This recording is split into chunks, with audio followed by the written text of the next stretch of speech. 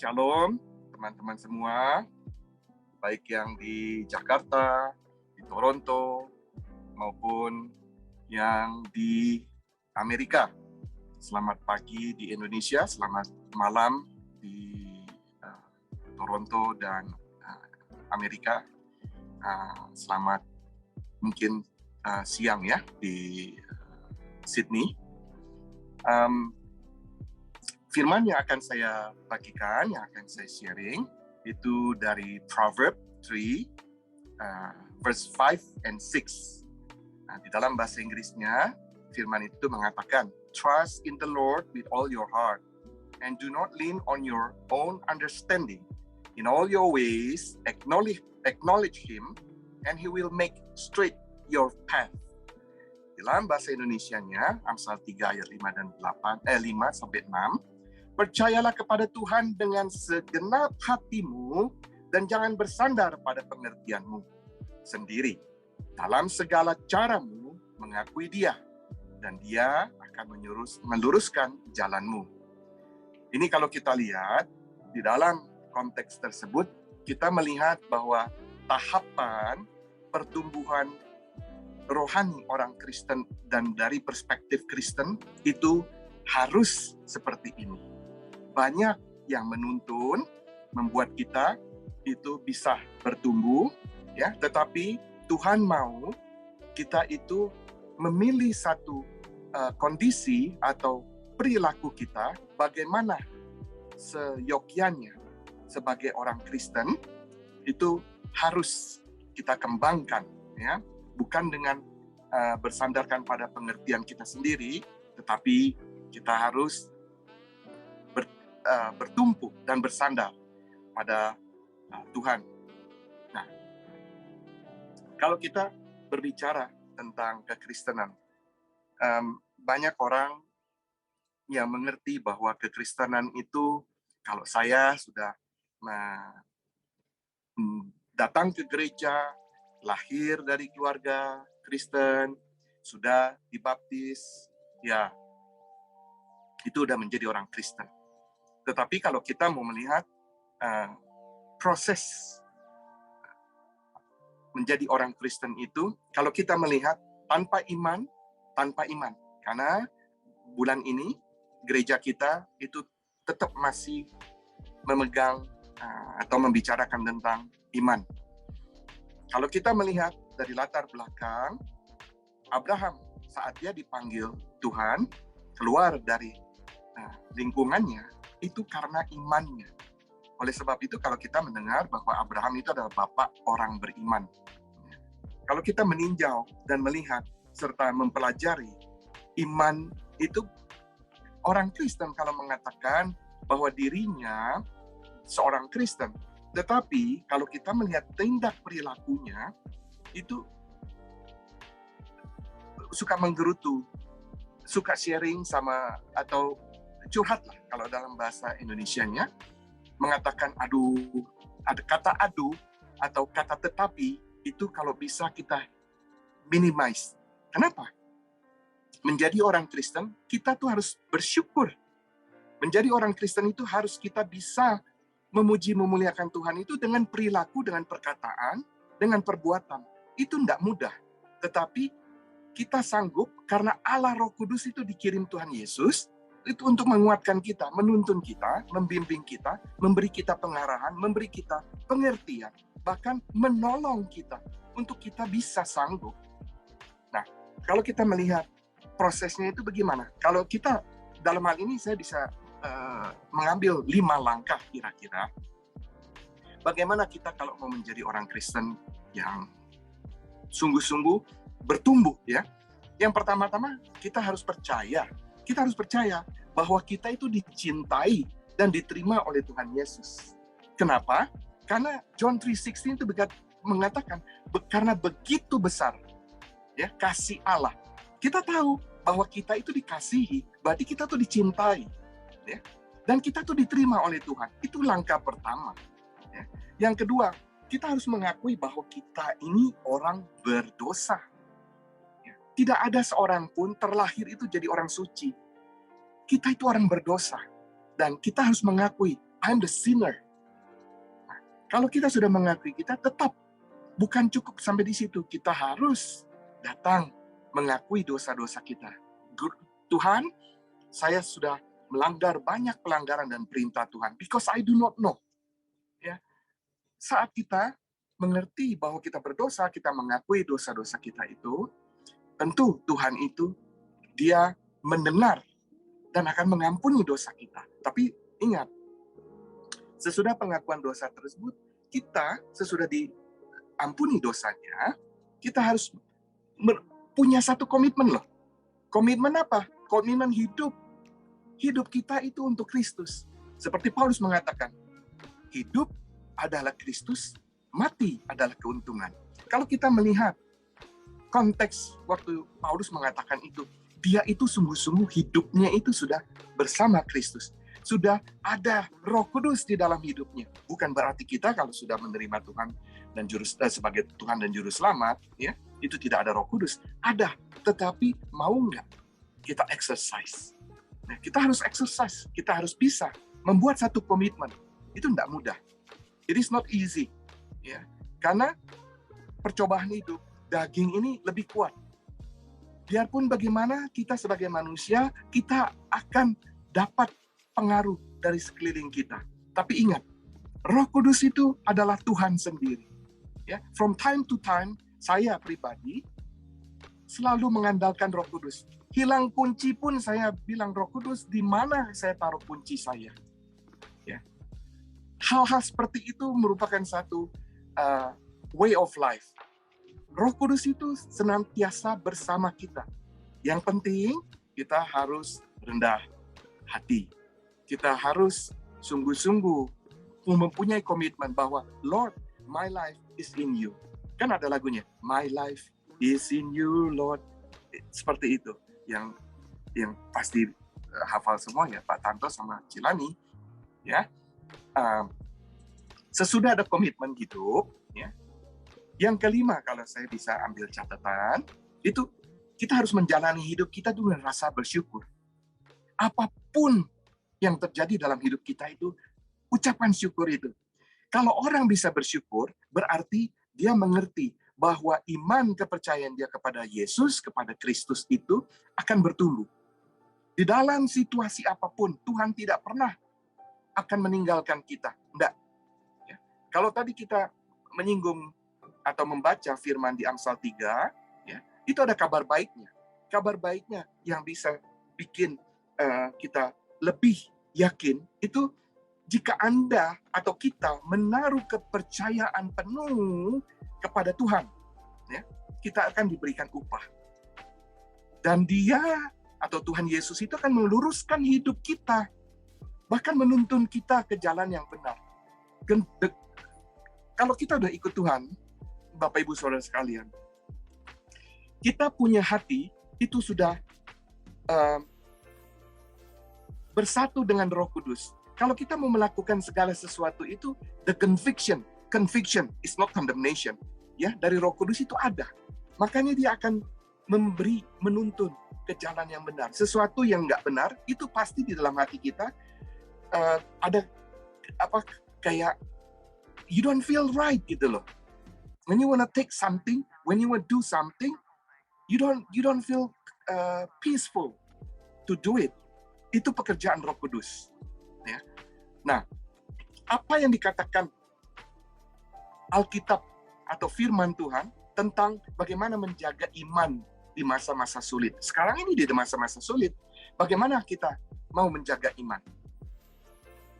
Firman yang bisa saya sharingkan itu dari Mazmur 9 ayat 9 dan 10, di mana firman itu mengatakan, Tuhan adalah tempat perlindungan bagi yang tertindas, benteng di saat-saat sulit.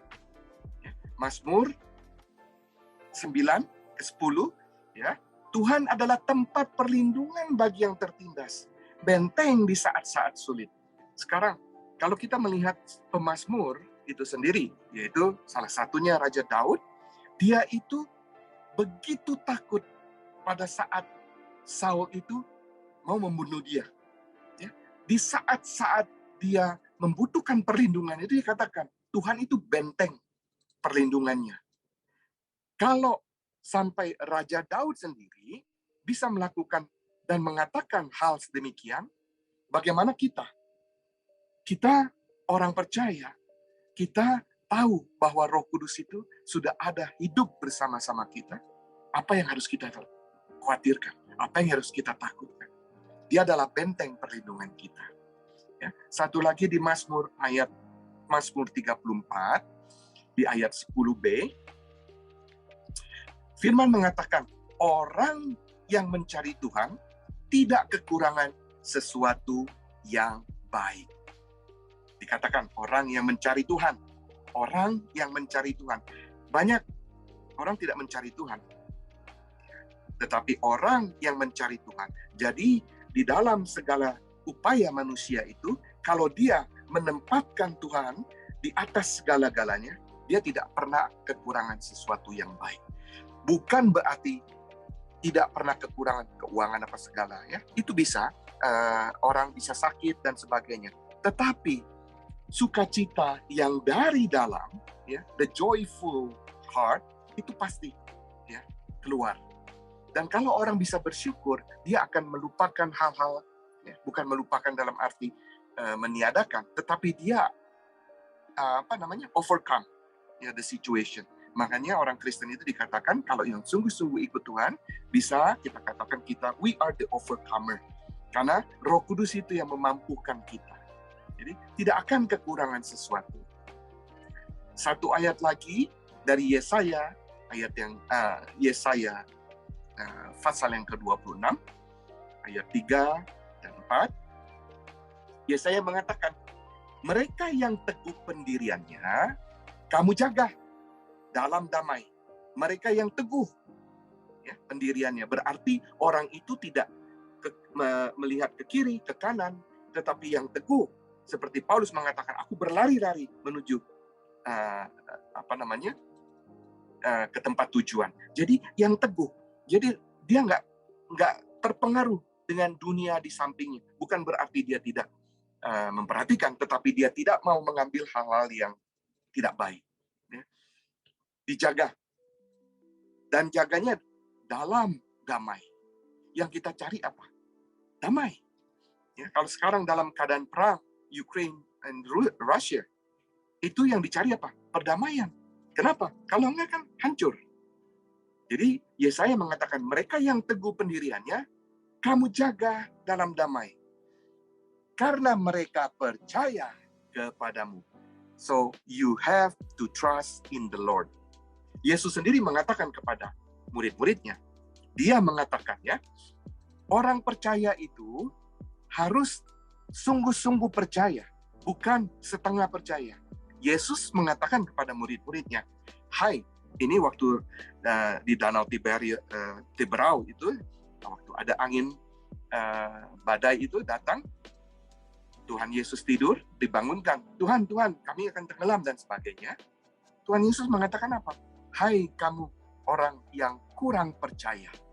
Berarti rasulnya juga orang percaya, tetapi dia masih ada keraguan-raguan. Jadi orang Kristen, kita harus sungguh-sungguh percaya. Karena kepercayaan itu yang Tuhan mau. Tidak mungkin seseorang melakukan segala sesuatu, baik dalam bisnis, dalam upaya sekolahnya, lulus dalam ujian, dalam interview pekerjaannya, dan sebagainya itu. If you have no trust, if you have no sense of believe in you, ya, itu kebanyakan chance-nya 50-50. Kenapa? Jadi seperti dikatakan, ya kalau diterima syukur, atau kalau bisa lulus syukur. Tapi kalau orang yang sungguh-sungguh, kalau dalam tes, dia sudah mempersiapkan segala sesuatu, khususnya dalam ujian, dia pasti lulus. Kalau dia sungguh-sungguh mempersiapkan di dalam interview dan percaya bahwa hidupnya segala sesuatunya meninggikan nama Tuhan, dia pasti diterima. Tapi kuncinya kamu harus, atau kita harus sungguh-sungguh percaya. Makanya Karena mereka percaya kepada Tuhan. Dan firman itu mengatakan selanjutnya, percayalah kepada Tuhan selamanya, forever. Ya, it's not half ever. Bukan. Ya, percayalah kepada Tuhan selamanya. Karena di dalam Tuhan Allah kamu memiliki batu karang yang kekal. Karena tanpa Tuhan we cannot do anything. Yang percaya sungguh-sungguh percaya. Tapi kalau orang yang setengah percaya, I can do it my own. Look at me. Makanya, ini agak menyimpang sedikit, tetapi saya mau mengatakan, ada orang yang kaya, yang berhasil. Ya, pada saat kita menginjil kepada mereka, mereka itu kadang-kadang agak melihat kita dari sebelah mata, kalau boleh saya katakan. Kenapa? Kamu coba-coba untuk memperkenalkan Tuhanmu kepada saya. Sedangkan kamu tidak sekaya saya, walaupun dia tidak mengatakan hal tersebut. Tetapi mereka itu seolah-olah menutup sebelah mata. Teman-teman, Bapak Ibu Saudara sekalian, kita hidup, itu dua hal yang tidak bisa kita pungkiri. Yang pertama, kita pasti lahir atau dilahirkan. Dan yang kedua, kita pasti satu saat menutup mata atau mati. Tetapi kalau kita sungguh-sungguh percaya kepada Tuhan dan sungguh-sungguh berserah dan melakukan kehendak Tuhan, kita itu jangan pernah takut akan yang kedua ini, kematian itu. Kenapa saya membicarakan hal ini? Karena kalau dalam penginjilan, kalau dalam sharing the good news, ya, kepada orang yang belum mengenal Tuhan Yesus, kita mengatakan satu keselamatan kepada mereka, iman kita kepada Kristus, mereka itu yang tadi saya katakan, kalau yang orangnya dalam kondisi sosialnya, within the parameter, dia bisa melihat, menerima hal-hal yang kita sharingkan. Tetapi kalau jarak kita terlampau jauh, mereka berpikir, kamu ikut Tuhan, kamu bilang Tuhan kamu kaya. Sedangkan kamu mengatakan iman kamu, kok kamu begitu aja? Itu body language-nya akan mengatakan hal itu. Tetapi jangan kita takut dan gentar. Kenapa? Firman itu hidup. Firman itu yang akan menuntun. Ya, siapapun itu. Lakukan. Karena apa? Itu bukan urusan kita. Kalau kita sudah melakukan bagian kita, Roh Kudus akan mengambil alih. One of this day, kalau mereka adalah orang yang dipanggil untuk menjadi anak-anak Tuhan, mereka akan diselamatkan. Tapi kalau enggak, urusan kita, artinya pekerjaan kita, tugas kita sebagai anak Tuhan, sampai di situ. Kita tidak bisa ngoyo untuk, ayo kamu harus. Karena Tuhan mengatakan banyak yang terpanggil, tetapi sedikit yang terpilih. Jadi kita harus mengerti hal tersebut. Ya. Jadi kalau kita harus percaya kepada Tuhan itu percaya sungguh-sungguh, tidak bisa setengah-setengah. Banyak hal yang terjadi dalam kehidupan, khususnya dalam kehidupan saya, ya, bahwa Tuhan itu betul-betul real. Bukan hanya saya, sebetulnya kalau kita semua mau sungguh-sungguh percaya. Ini saya katakan beberapa saat yang lalu ada rekan sahabat saya kena serangan jantung. Pada saat hari yang kena serangan jantung itu, saya pun seolah-olah merasakan kenapa di sini di dekat dada itu ada sakit gitu ya. Saya juga takut. Memang dari keluarga semua saya nggak ada yang penyakit jantung dan sebagainya. Tetapi kan diet kita itu berbahaya kalau kita nggak jaga dan sebagainya. Itu saya rasakan begitu. Kalau kita percaya, kita harus berdoa. Tuhan, ya, khususnya kalau di Amerika itu mahal. Insurans itu kan mahal. Nah, saya berdoa, saya bilang, Tuhan, Allah Roh Kudus, aku merasa sakit di dada. Ya. Tapi aku beriman dan aku percaya bahwa Engkau memiliki jantung dan semua organ yang terbaik yang ada di surga. Tolong ganti Tuhan. Ganti organ saya dengan yang terbaik itu. Saya berdoa begitu. Dan puji Tuhan, ya. So far, by the grace of God, sakitnya apa itu hilang. Nah, ini hanya satu kesaksian Tetapi itu bisa terjadi kalau kita itu betul-betul percaya. Ya. Jadi jangan kita mengatakan, aduh Tuhan tidak mendengar doa saya dan sebagainya. Tuhan mendengar. Permasalahannya, whether you believe or not, do you trust in the Lord? Ada yang mengatakan, sudah kok, saya sudah betul-betul percaya sama Tuhan. Tapi kenapa belum dijawab? Kalau nggak salah, our brother Patrick juga bilang, jawaban itu ada bilang, no. Ada yang dijawab bilang, wait. Ada yang dijawab, it's not the time for you. Contohnya kan seperti kalau anak-anak, masa anak umur 5 tahun minta sepeda, maksudnya sepeda motor dan sebagainya. Itu doesn't make sense. Tuhan itu melihat. Tuhan melihat bahwa apa kebutuhan kita, bukan apa keinginan kita.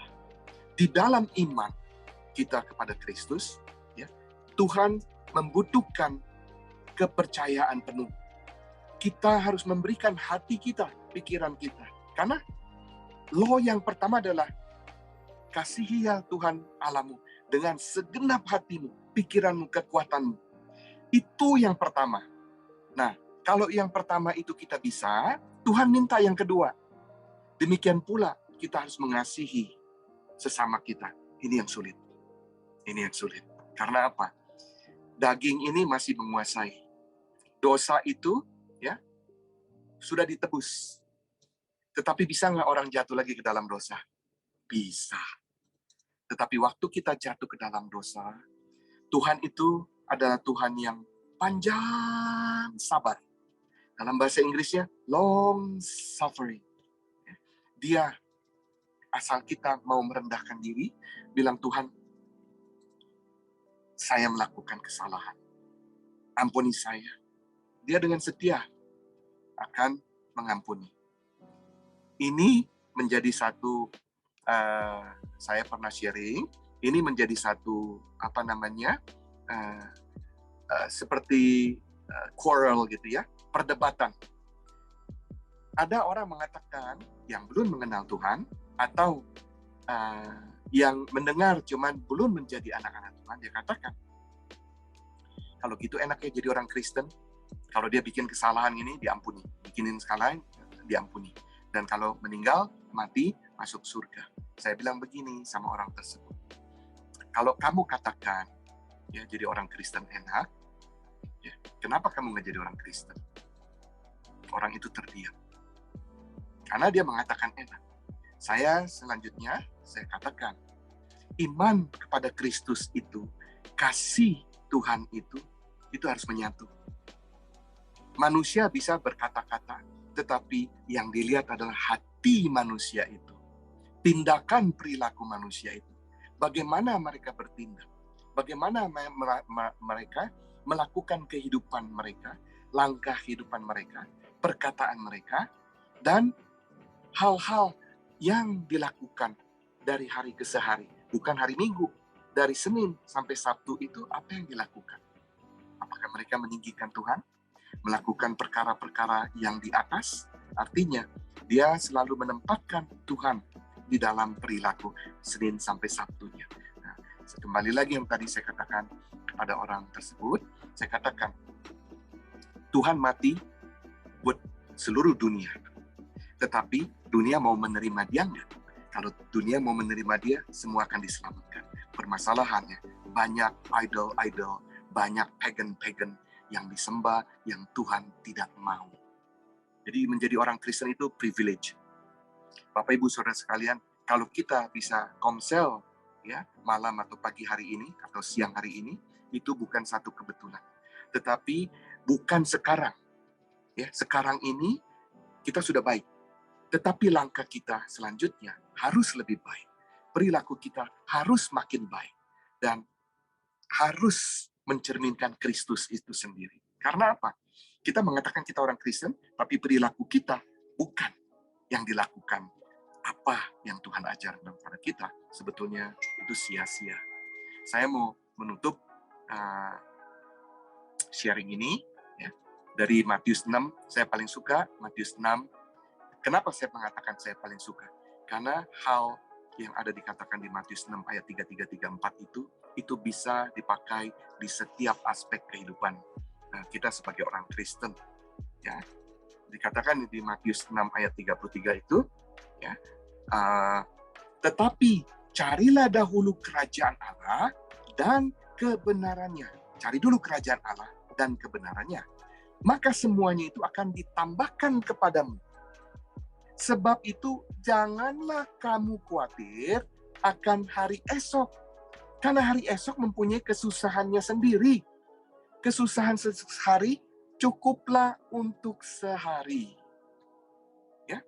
Jadi kita orang percaya itu harus memiliki iman, dan iman itu bukan istilahnya diobral atau dipakai sedemikian seolah-olah kamu itu harus religius. No, not necessarily. Karena apa? Yang diutamakan, yang itu kita itu sudah menjadi cerminan Tuhan sendiri. Ya, firman itu menjadi bagian hidup kita. Makanya Tuhan mengatakan carilah dulu kerajaan Allah dan kebenarannya. Maka semuanya itu akan ditambahkan. Kalau Anda membutuhkan bukan menginginkan, membutuhkan segala pertolongan Tuhan, lihat dulu apakah kebutuhan ini mencerminkan kerajaan Allah. Dan apakah kebutuhan ini itu merupakan satu kebenaran di dalam Tuhan? Kan nggak mungkin kalau kita ngiri mau punya rumah gedong, ya itu Tuhan, aku mau begini. Lilingin tuh seperti tembok Jericho berkali-kali. Akhirnya kakinya rusak mungkin. Bukan itu. Tetapi kebutuhan kita apa? Carilah kebenaran. Carilah kerajaan Tuhan. Maka semua akan ditambahkan kepadamu.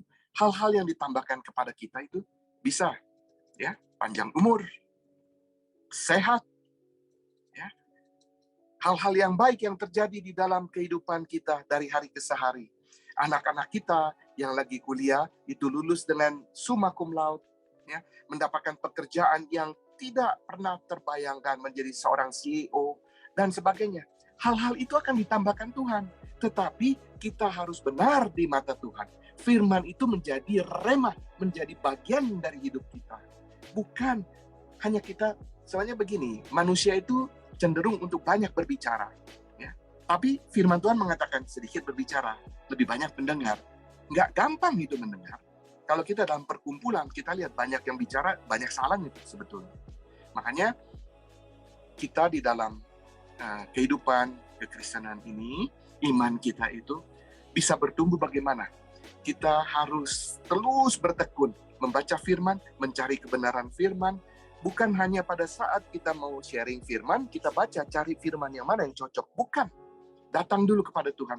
Tuhan, saya ditugaskan untuk membawa atau sharing firman. Tuhan, beri saya hikmat untuk bagaimana saya menyampaikan firman apa yang harus saya sampaikan. Bagaimana saya harus menjelaskan hal-hal yang sebetulnya simple. Ya, tapi kadang-kadang kita berpikir dengan logika kita, aduh susah banget ya. Beri waktu yang saat teduh itu, minta sama Tuhan.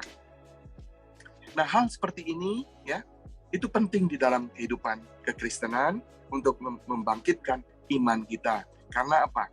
Tuhan sudah menyediakan, dan kesusahan-kesusahan kita itu sebetulnya ya itu pasti berlalu.